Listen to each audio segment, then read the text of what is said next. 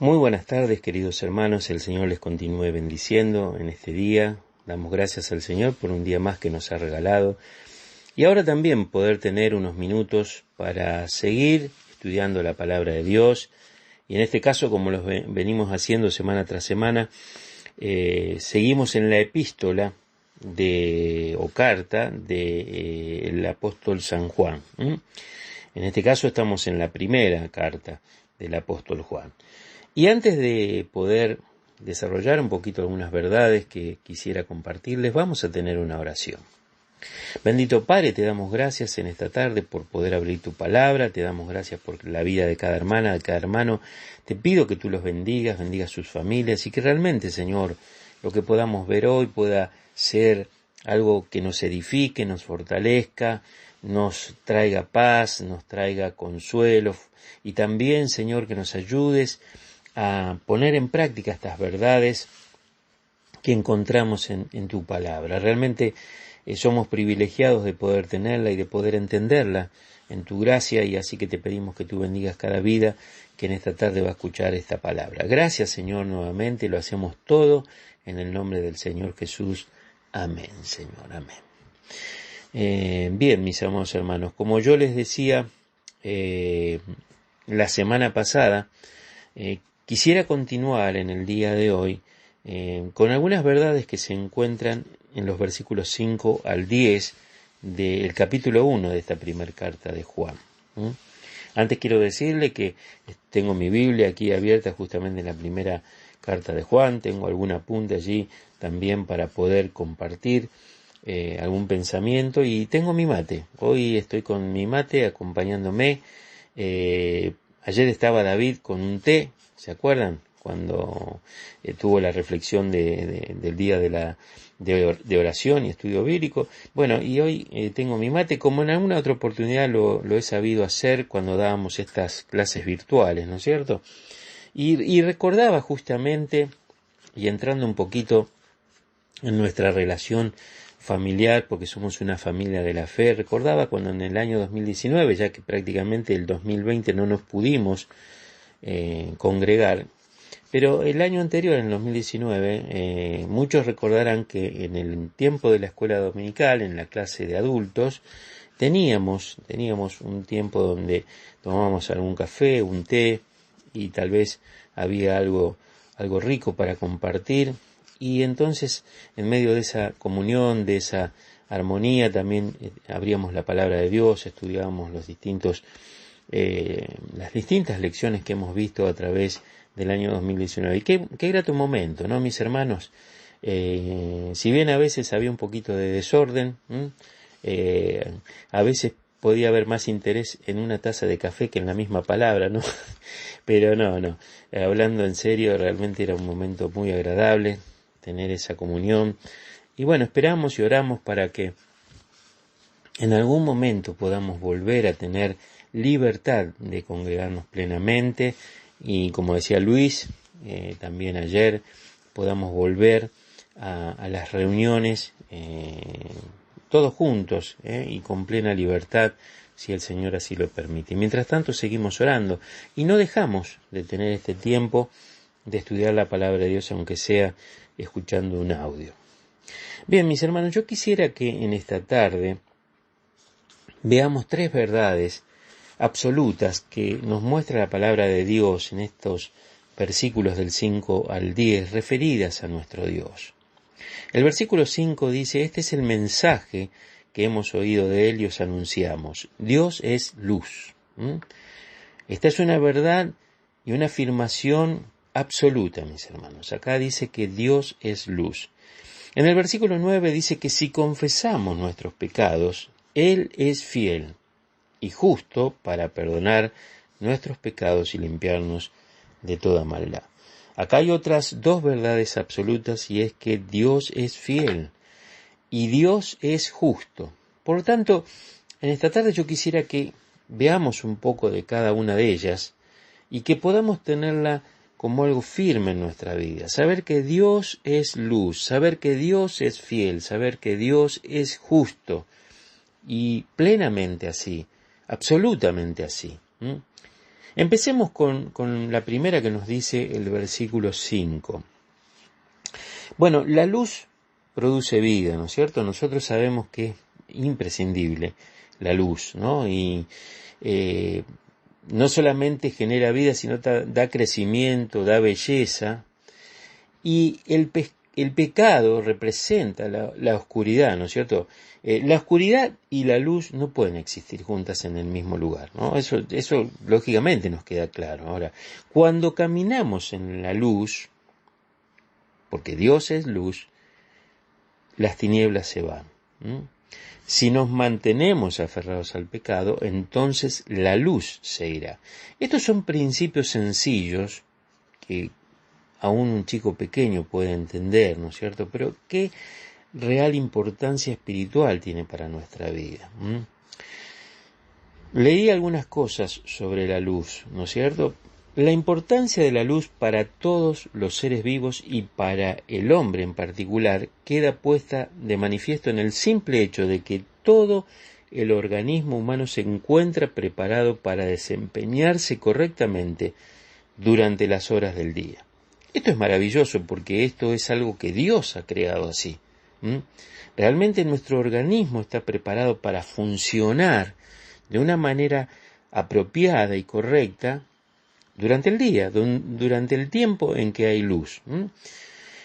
Desde la capacidad de nuestros ojos para captar la luz, la natural inclinación del cerebro a dirigir el descanso hacia las horas de la noche, se vislumbra que la luz es un regulador de la actividad humana implícito en nuestros propios genes. Dios nos ha hecho así, mis hermanos. Nos ha hecho así. Realmente, no por algo realmente el sueño normalmente, digamos, si tenemos una vida ordenada, nos viene en el horario de la noche, ¿no?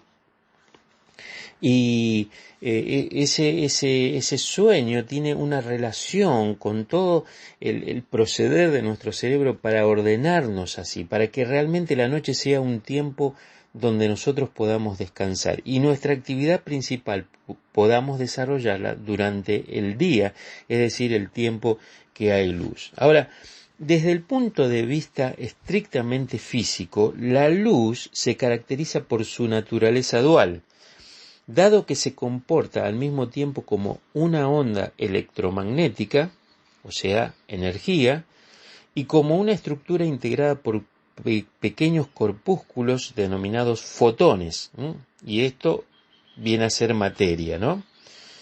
Es decir, por un lado energía, por otro lado materia. Esta condición permite explicar gran parte de sus propiedades únicas, entre las que sobresale la capacidad de la luz de ser el objeto más veloz en el vacío, con una capacidad de desplazamiento de 300.000 kilómetros por segundo. Esto es asombroso, mis hermanos, y quizás no lo podamos entender a pleno, ya que no somos ni científicos ni especialistas en esta materia, pero el solo hecho de que, digamos, se haya descubierto esto es algo fantástico porque indudablemente hay una mano todopoderosa detrás de esto, ¿no es cierto? Es Dios mismo quien está llevando adelante esto, ¿no? Ahora, la luz representa la fuente, de energía por excelencia. Su importancia se percibe en la capacidad de los vegetales, las algas y algunos microorganismos para convertir la energía lumínica procedente del sol en energía química. Este proceso se conoce como fotosíntesis e involucra la conversión de moléculas inorgánicas, dióxido de carbono, agua, en moléculas orgánicas como la glucosa. La clorofila actúa como molécula intermediaria para la captura de la energía procedente de la luz.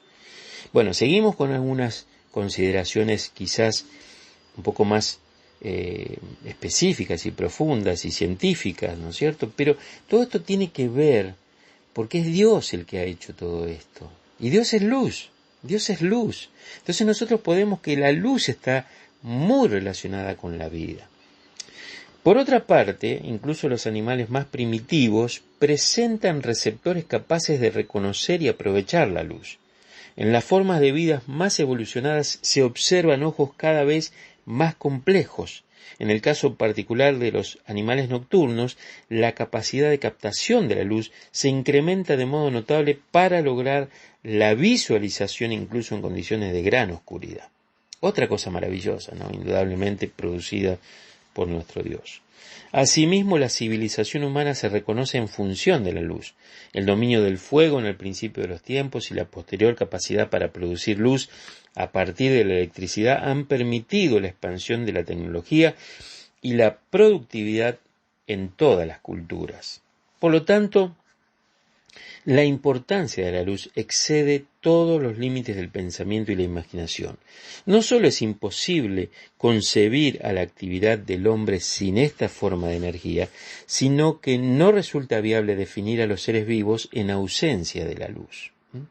Es decir, que sin luz no habría vida, mis hermanos. Y es interesante porque estamos viendo una afirmación de Dios que dice en el versículo 5, Dios es luz. Es lo mismo que decir Dios es vida. Dios es vida. El hecho de que Dios es luz establece un contraste natural con la oscuridad. Si la luz es una metáfora para la justicia y la bondad, entonces la oscuridad simboliza el mal y el pecado. Ahora, fijémonos, mis hermanos, que no se nos dice que Dios es una luz, sino que Él es la luz. La luz es parte de su esencia, como lo es el amor. Y esto, por ejemplo, cuando lleguemos a 1 Juan, capítulo 4 y versículo 8, ahí vamos a ver bien este tema, ¿no?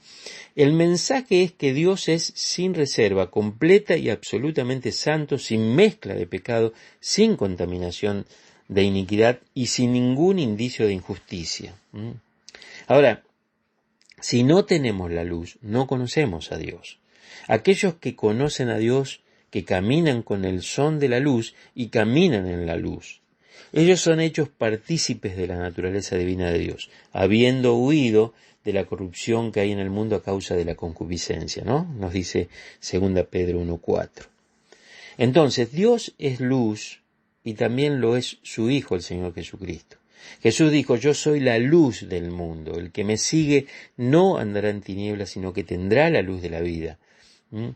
Caminar es avanzar, por lo tanto, podemos deducir de este versículo que los cristianos deben crecer en santidad y madurar en la fe mientras siguen a Jesús.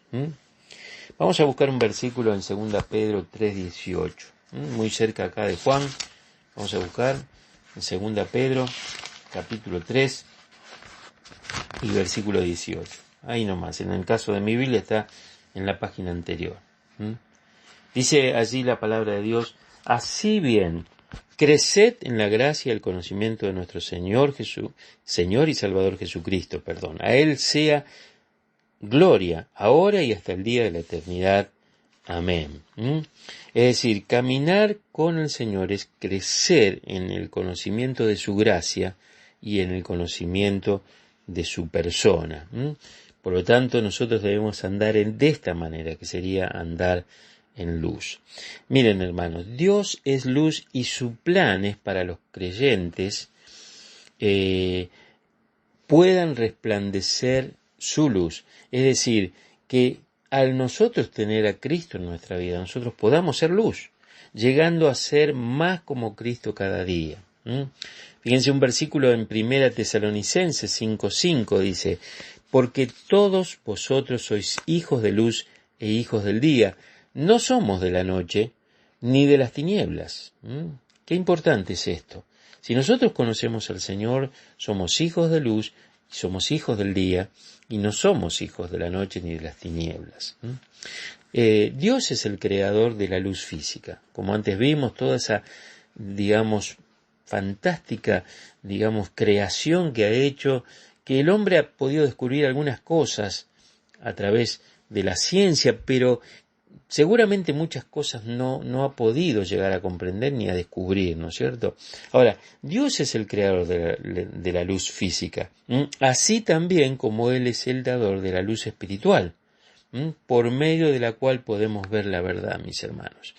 Cuando Dios nos ilumina, podemos ver esa verdad que está en Jesucristo, ¿no? La luz expone lo que se oculta en la oscuridad. Es decir, muestra las cosas como realmente son. Entonces, andar en la luz significa conocer a Dios, entender la verdad y vivir en justicia. Los creyentes en Cristo debemos confesar cualquier oscuridad que haya en nosotros, mis hermanos, nuestros pecados, nuestras transgresiones, y dejar que Dios haga resplandecer su luz en nosotros. Esto es maravilloso. Ahora, vamos al versículo 9, donde dice acá la palabra de Dios que, perdón, el Señor es fiel. El versículo dice, si confesamos nuestros pecados, Él es fiel y justo para perdonar nuestros pecados y limpiarnos de toda maldad. El versículo 10 dice, si decimos que no hemos pecado, le hacemos a Él mentiroso y su palabra no está en nosotros.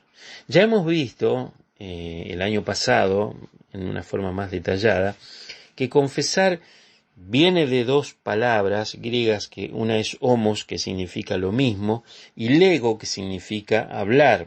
Así que este término confesar significa hablar lo mismo, tener, digamos, acuerdo, en este caso con Dios, es estar de acuerdo con lo que Dios ha dicho, admitir que realmente Dios tiene razón. Entonces, cuando nosotros confesamos nuestros pecados, significa que estamos diciendo lo mismo que Dios dice acerca del pecado.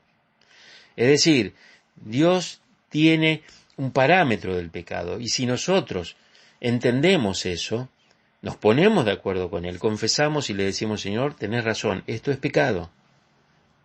El que tiene razón acá eres tú, es pecado. Entonces es estar de acuerdo con Dios, que nuestros pecados son malos y que necesitamos abandonarlo. Entonces una verdadera confesión es llamar al pecado lo mismo que Dios lo llama, ya fuera envidia, celos, lujuria, odio, engaño, codicia. Dios lo llama así y nosotros debemos llamarlo así. Muchas veces disfrazamos ese pecado y quizás con ciertas excusas tratamos de justificarlo, mis hermanos, pero no. Si nosotros realmente amamos a Dios, vamos a confesar que es Dios el que tiene razón y lo que Él dice es verdad. Y la confesión es algo serio, mis hermanos. No es decir una oración toda poética o de dar excusas acerca de nuestras vidas. No es orar, ay Señor, si he hecho algo malo, lo siento. Más bien que eso es orar, Señor, he pecado. Y cuando estamos confesando, confesar ese pecado con el nombre que lleva. Como dijimos antes, celo, lujuria, orgullo, engaño, codicia, envidia, confesar ese pecado como realmente Dios lo llama. Y entonces, recordar también que ese pecado le costó a Jesús la vida. Él murió por esos pecados. Entonces, al confesar esos pecados y pedirle al Señor que los perdone, reconocemos que no podemos salvarnos a nosotros mismos. Por eso debemos darle gracias a Dios por su gran misericordia y por el precio tan caro que pagó por nuestros pecados. Entonces, aquí podríamos hacer un paréntesis y decir, ¿qué pecados en nuestra vida, en tu vida, en mi vida, necesitan ser perdonados? Bueno, confiésalo al Señor. Yo debo confesarlo al Señor y apartarme de Él. Tratar de no hacerlo más. Y digo tratar porque en realidad debería ser no hacerlo más, pero muchas veces, y ya lo vimos en el mes de enero, hablando sobre el pecado, muchas veces el residuo de ese pecado en nuestras vidas hace que volvamos a caer, pero el ideal de Dios es que nosotros abandonemos ese pecado, que lo confesemos y nos apartemos de ese pecado. Dios declara en Romanos 3:23, por cuanto todos pecaron y están destituidos de la gloria de Dios. Y eso me incluye a mí, mis hermanos. La Biblia dice que yo he pecado. Mi conciencia me dice que yo he pecado. Mi razón me dice que yo he pecado. Y cada parte de mi naturaleza me acusa y me dice culpable. No hay quien haga lo bueno, no hay ni siquiera uno. ¿Y qué significa que Dios es fiel? Significa que Él es digno de confianza y que cumple sus promesas. Dios quiere perdonar a sus hijos y a sus hijas. Él quiere mantener una relación íntima con el creyente, mis hermanos. Pero esto solo puede pasar cuando el camino hacia Él está limpio de la basura del pecado. Tal vez uno puede pensar que el pecado que uno tiene es demasiado grande para que Dios lo perdone, pero la Escritura dice que cuando confesamos, Dios es fiel y nos perdona. Dios es fiel y nos perdona. Ahora, si uno se niega a creer esto, de alguna forma insulta la fidelidad de Dios, porque Dios no puede mentir. Miren, mis hermanos, es importante creer esto. A veces tenemos pecados en los cuales reiteramos nuestros tropiezos, donde más de una vez o quizás muchas veces, quizás, no digo millones, pero decenas de veces hemos pedido al Señor que nos perdone ese pecado que nos cuesta eliminar de nuestra vida, ¿no? Ahora, es importante pensar que si somos sinceros y realmente genuinos y que nos pesa, nos duele ese pecado, sea el pecado que fuere, si nosotros le pedimos al Señor que Él limpie ese pecado, que perdone ese pecado, si confesamos, es decir, si decimos, Señor, tenés razón, ese es pecado, yo lucho y batallo, quiero vencer, y me cuesta y a veces no lo logro, tenemos que creerlo que Él es fiel y nos perdona, mis hermanos. Él es fiel. Es decir, Dios no puede mentir. Si la Biblia dice que si confesamos nuestros pecados, Él es fiel para perdonar nuestros pecados. Él lo hace. Él lo hace. Y es más, dice que nos limpia de toda maldad. Y obviamente a veces nos cuesta, mis hermanos, creer esto. Nos cuesta creer esto porque sabemos que el pecado es algo que aborrece Dios. Y nosotros muchas veces no aborrecemos el pecado como deberíamos aborrecerlo. Entonces, en nuestra humanidad muchas veces decimos, bueno, pero el Señor ya no me puede perdonar. Pero acá dice la palabra de Dios que Dios es fiel para perdonarnos. Dios es fiel. Es fiel a su palabra, mis hermanos. Y esto es importante que lo tengamos en cuenta. Y es justo con relación a la sangre de Jesús, su Hijo. Su palabra es la palabra de verdad. Es el Evangelio de la verdad, mis hermanos, la cual nos dice que Él nos perdonará los pecados por causa de Cristo. Y la sangre de Cristo ha satisfecho sus requisitos justo para que Él pueda perdonar nuestros pecados. A veces no podemos entender esto, pero Cristo murió por nuestros pecados. Y Dios quedó satisfecho con ese sacrificio del Señor Jesús. Por lo tanto, cuando nosotros nos acercamos a Dios confesando en el nombre de Jesús nuestros pecados, Dios nos perdona, porque es fiel y es justo. Y si Él ya sabe que Cristo pagó por nuestros pecados, nos perdona de esa maldad. Por supuesto que esto no es un aliciente para que nosotros pequemos. No se trata de alimentar entonces nuestra reiteración en el mal, en el pecado, no, de ningún modo, todo lo contrario. Es para que nos sintamos realmente privilegiados y bendecidos de que Dios nos perdona. Entonces debemos confesar los pecados para que Él nos pueda perdonar. Tal perdón, cuyo fin es restaurar nuestra comunión con Dios, es condicional, pues depende de nuestra confesión, mis hermanos. Y esto es muy necesario que nosotros lo entendamos, pero Él es fiel y es justo para perdonarnos. Por la obra de Jesús, es así, por la obra de Jesús. Y en tercer lugar, mis hermanos, Dios es justo, Dios es justo. No solamente encontramos el absoluto de que Dios es luz, no solamente Dios es fiel, sino también que Dios es justo. ¿Qué significa que Dios es justo? Significa que Él no puede pasar por alto el pecado de la gente. Romanos 6:23 dice, la paga del pecado es muerte.